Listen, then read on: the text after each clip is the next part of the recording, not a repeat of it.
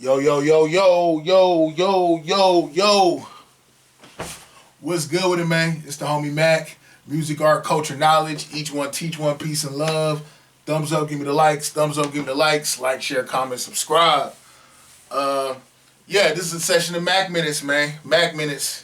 It's the homie Mac. Music, art, culture, knowledge. Reporting live from the Dogon. Each one teach one, peace and love. Real quick, this session of Mac Minutes will be entitled "The Hood is a Myth." So what is a myth? A myth is something that is not real, something that is not real necessarily like in the tangible sense. It's an idea that doesn't necessarily have legs. That doesn't, and by legs meaning it's something that it's essentially something that is not objectively true. In the science community, we say things need to be testifiable or testable or verified. Science measures what energy and matter, or more so matter. And yeah, when you look at the hood, it is a myth. What happened? What I think they said, the U.S. Census Bureau said, black home ownership isn't even at a 50% rate. White home ownership is at like a 74% rate. Yeah, it's like at the end of the day, what are we really celebrating?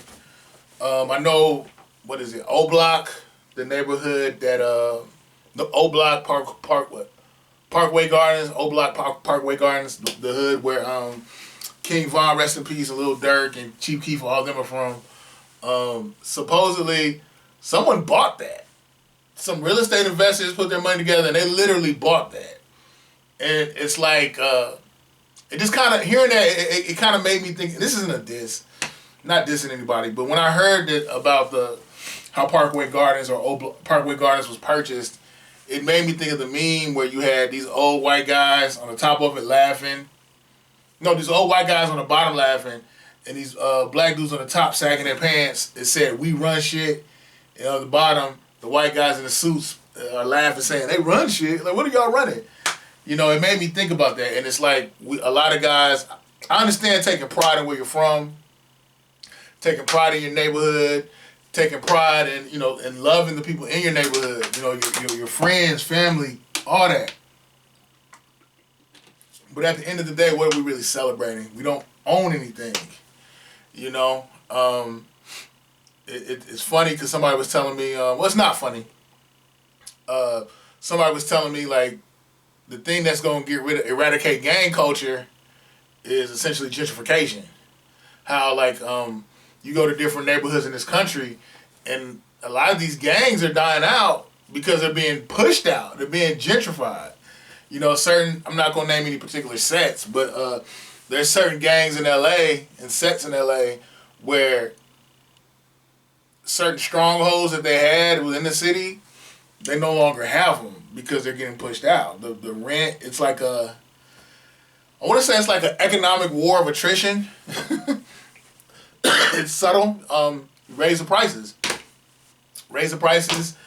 Build different amenities in the area, different grocery stores, high-end fashion, high-end groceries. I know that may sound crazy, high-end groceries, but no, yeah.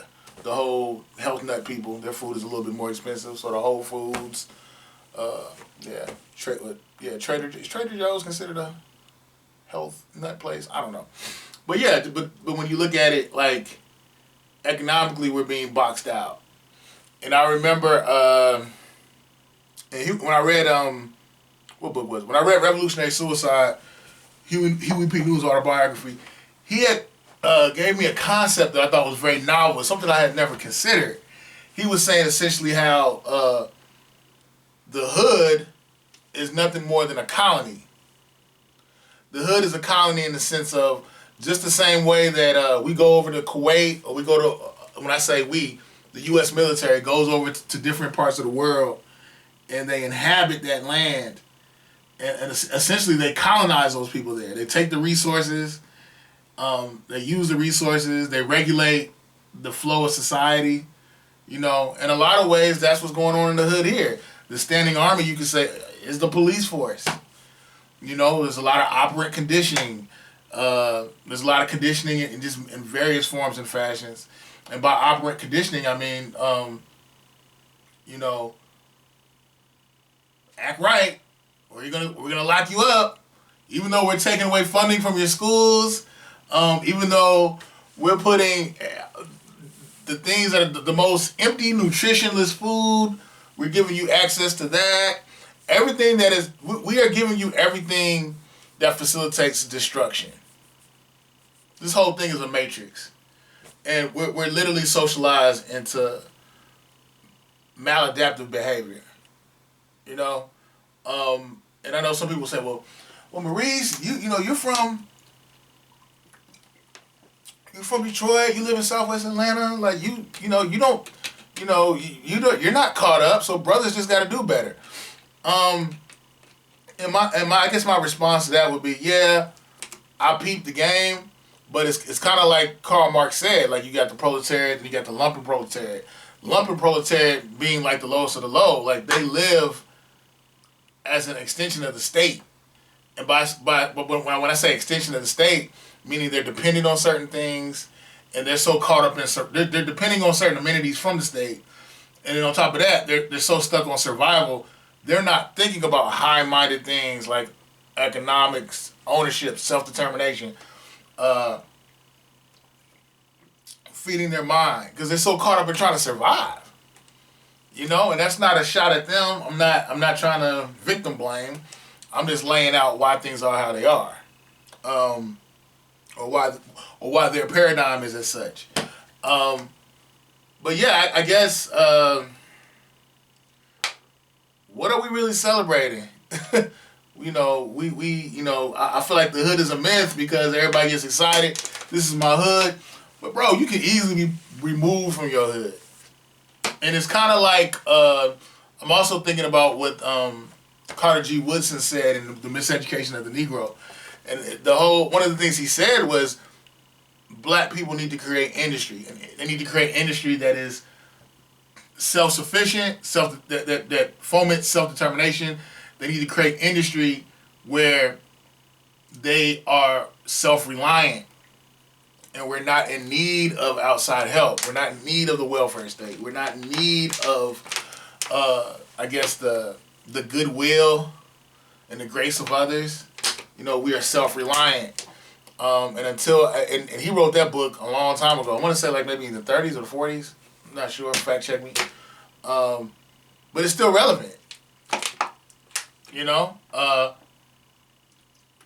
They say black home ownership is at the lowest it's ever been. And we all know the American dream, one of the largest dynamics of the American dream is home ownership. With home ownership, it's usually used as a marker by which people feel like you can accrue wealth. You can gain wealth. You can sustain wealth through home ownership. And I guess my thing is, again, I think somebody had said, when you're reliant on outside help outside of your community, you're in a bad position. You're behind the 8 ball. Because what happens when that goodwill, that grace that you're given, that person feels like, you know what, I don't want to do this no more.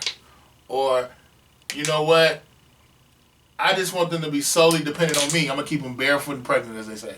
Keep them solely dependent on me, and they'll never be self-determined. And I essentially have colonized them.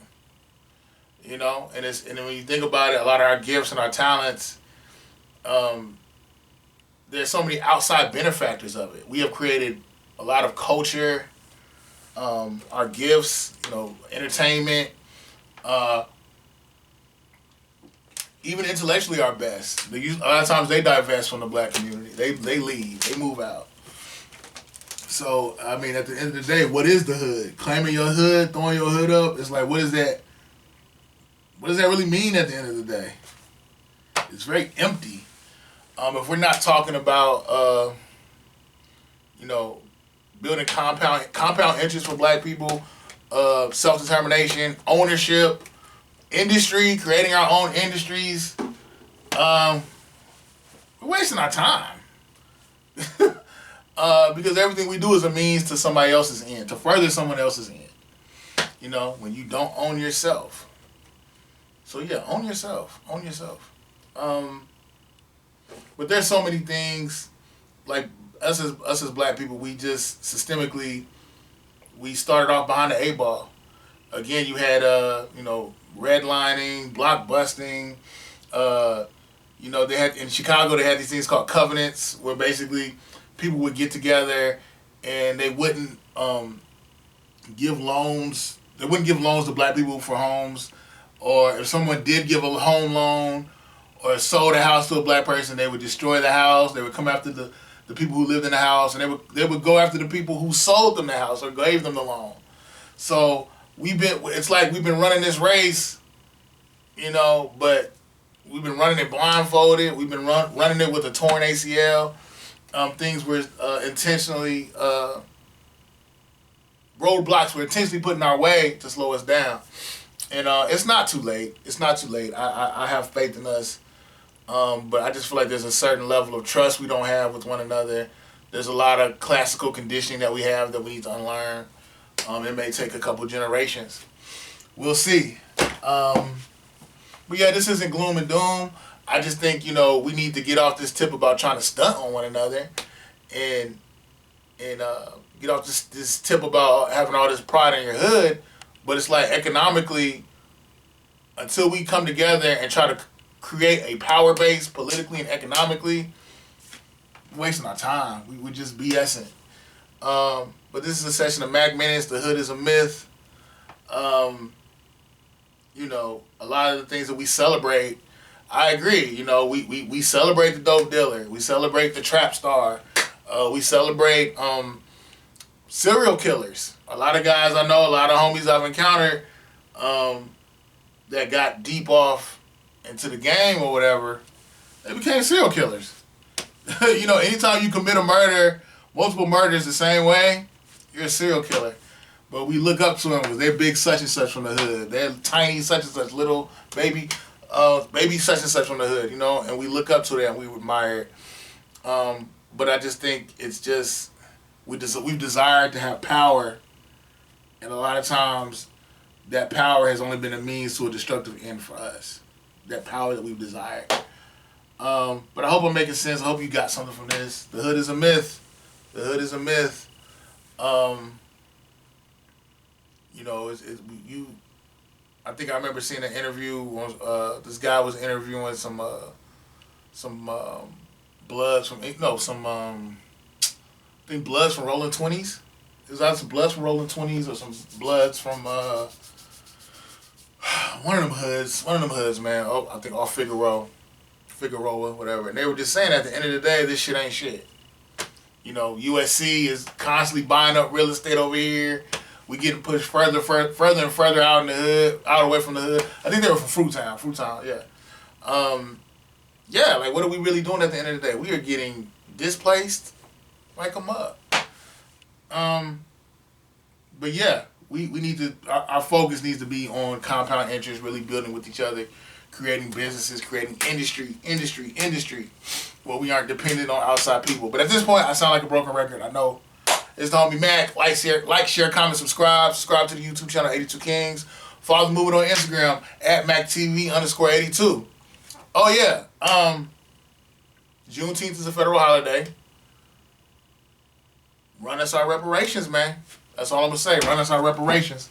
You can't acknowledge, our traumas and acknowledge how we have been systemically held back, but not want to give us our just due through reparations.